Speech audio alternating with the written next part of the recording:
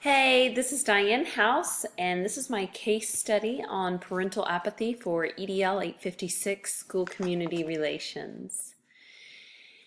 So, after reading this case study, what do I know? The assistant principal, this is her first gig as an administrator, and she's going in as an assistant principal. And there appears to be very limited parental involvement school-wide. And just based on the fact that a few parents showed up for the meeting that was called, and the fact that the principal identified that he speaks to some parents, tells me that there are some parents who have some limited involvement or at least are wanting to be involved. And also that the principal has some strong emotions and opinions tethered to this parental involvement problem, whether that is he experienced it firsthand, or it's a trickle-down effect, or he has been unable to overcome it. But I do know that there are some strong feelings involved with this. Just a few of the things of what do I need to know is what happened with the previous parent groups. They were there and now they aren't. So what's the history there? Why did they stop? I would love to hear some more on the principal's role and the relationship to this situation. If he's been there for a while, if he's not been there for a while, how has he attempted in the past to get parents involved? And then what's competing for their time being the family's time. I think it's wise for admin and leadership to really understand the community. And is it farm ranch life? Is it most families are two-income families? What's the competition for time? Is it sports? Is it club sports? There's just so many different things, but you gotta be aware of what's competing for your time and the demographics of the families. Like I said, are most of them two-income families? Are they more single parent homes? Do we need to offer childcare? Just some of those types of things. And then oops, there's a typo there. I see what hasn't worked in the past and what has succeeded. I would like to know that. And is this putting papers in the backpack? Is this a typical mode of communication for the district? So for me, I could identify several big problems, but the two I decided to focus on here was the communication and the apparent uninformed principle, I guess, or insensitive. I'm not sure which one it is. The approach of how he's trying to connect with the parents. And so ultimately that all stems to me on the relationships between school, community, and families. So my plan of action to address this initial issue with the parent meeting is to reoffer opportunities to meet for those that want to become involved, and a full assessment of the communication methods and parental preferences, and then proceed with meeting while taking full advantage of the benefits of small groups. So the strategies for those are, in order to offer some more meetings, I would figure out a way to quickly and informally poll parents about the best time to meet, and then I would structure a few more opportunities to meet. It's unrealistic to expect everyone to be there at one meeting. So some of those might be noon meetings. They could be early morning meetings. Maybe you even take this off-site to a local coffee house or something. I don't think we give enough credence to the fact that some people don't even like to walk into the building of the school. There's strong emotions tethered to their educational experiences, and it's hard for them to even walk into the buildings. And so anytime you can offer meals or snacks or other incentives. The communication, I think that some surveys need to be done. We need to ask parents. I just don't think we can over communicate in this day and age for whatever reason. We seem to retain less and less as far as when we're communicated with. And so I found in our district that parents welcome being reminded about meetings through our messenger system, Facebook, social media, other social media, Twitter, Instagram, whatever that might be, emails, text, even just informal conversations.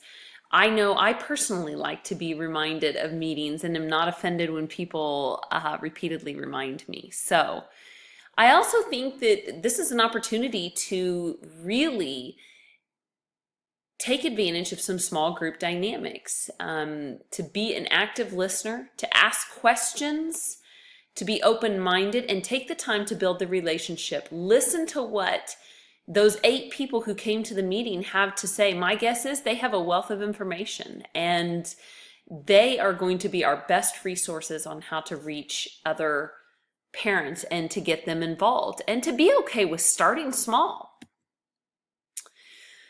So how does this promote the success for all students? Well, I think relationships are key, and the relationship with the family, that whenever families are walking through the doors of our school, the more regularly it happens, it further builds the support system for those students. And you can find scads of data that shows that the more involved the community is, the higher number of students that you get to a place of success. And so the current mindset of the principal is not relational at all. He appears to have a small core group that he gets his information from, and that's what he takes as gospel truth, which can't possibly be representative of the district or of the school population. And so that leadership style not being relational makes me question, what's the staff like? Are they disconnected? And so then, as another trickle-down effect, are the students feeling disconnected? The climate of the building, looking at the difference between climate and culture. Climate's the day-to-day happening of the school. And so what's best for students is when the administration is unified and approachable, because then your entire team becomes unified underneath the leadership of your administration. And so the more positive the culture, I think that's the greatest benefit to our students. This principal doesn't appear to be collaborative. He did agree to that second meeting, but he's willing to give up because only 8 people. This is concerning to me for climate. Does this guy have any grit, determination to overcome this? Can he take the challenge of 8 people being there and find something useful to take out of that meeting if he's really willing to give up this easily? Which tells me there's a history here, but what's the message to the staff and students there? And then communication. I just think that the better we can communicate, the more effectively we communicate with students and families, they're going to feel more involved and connected. And this changes that mindset from the school to it becomes our school, and people are invested in it. I can't really think of a worse method of communication than to send an important note home on Friday night in a backpack.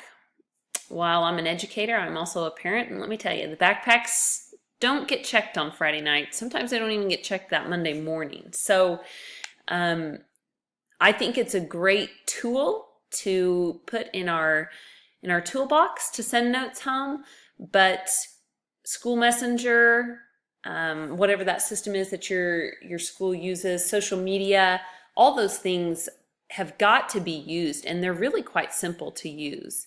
So I'd also like to see the principal outside of his building. What about just catching parents on Friday afternoon and telling them about it? You can catch a lot of parents just standing outside the doors and greeting kids as they arrive, and also as they're departing, greeting their parents. So what was I thinking? Some red flags. Did the assistant principal not pick up on this at all in the interviews, that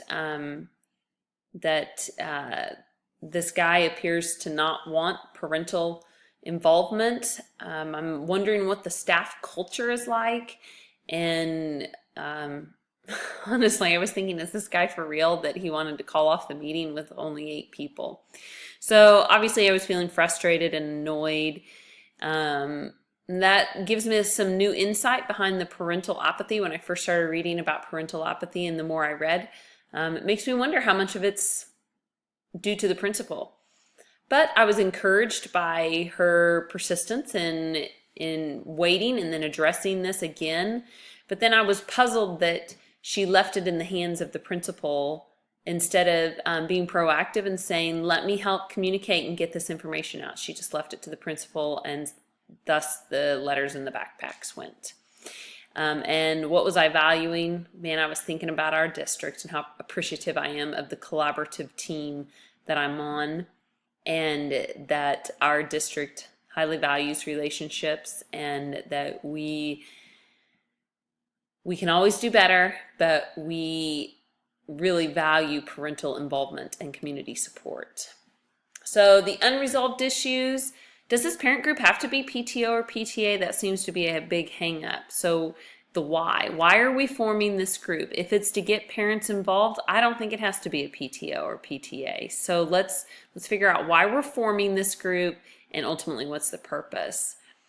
I'd also like to know, is the principal begrudgingly going along, or will he eventually buy into these efforts to increase parental support?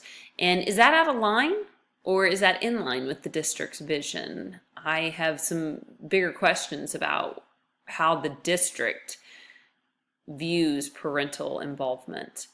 And then, of course, again, the culture of the building. This just really brief glimpse alarms me for the school. So if this is the climate and culture, is it safe for school, or is it safe for kids? So component 1 on this, how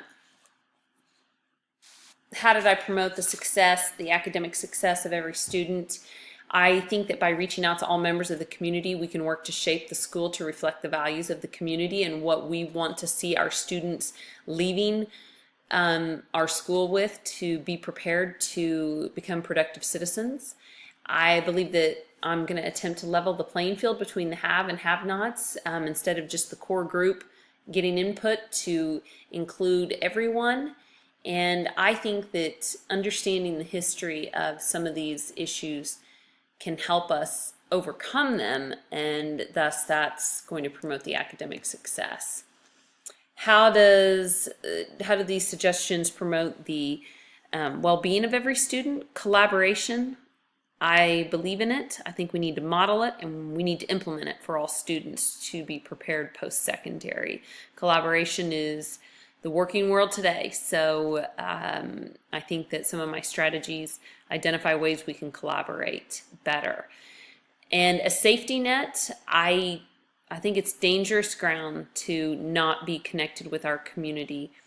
When I consider, of course, the counselor and me, the mental health issues and things that go on with kids today, that we need students to be connected to multiple adults, and therefore we need that communication to be strong. And most parents, okay, maybe not every parent, but I've found that most parents want to know that their kiddos are safe, and they want to be connected to their kids' activities. Just sometimes they don't know how. We have to equip them and empower them to do that. And ultimately, how do I promote the community engagement? I think that my ideas promoted varieties of methods of communication, which more strongly anchors the community to the school. And I think that taking into consideration those stakeholders' times and schedules. Monday night, 7:30 p.m. may not work in your district. You may have a bunch of single parents who don't have child care, or I don't know what time of year it is. It could be October and farm families are harvesting fall crops. So getting the community support is going to require being sensitive to the demographics of your community. And I think being relentless on pursuing them, and relentless in a good way, that keep working to build those relationships, is going to be important to this. Uh-oh, had some problems here. Thanks for watching.